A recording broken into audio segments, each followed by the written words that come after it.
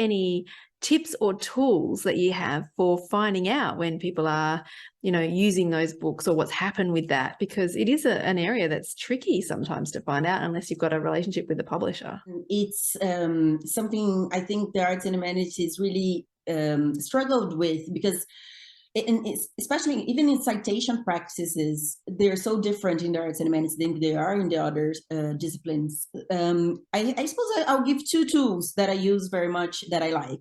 One of them is called WorldCat. People know WorldCat because they go and use WorldCat for their own purposes when they're doing research. I use it, and I suggest you can use it to investigate where your book is being held. So it's common that I would use this book was published, it's being held in this many libraries, including countries such as, and you can find that information in WordCat. So that's my first tool that I would suggest. The second tool is called Open Syllabus.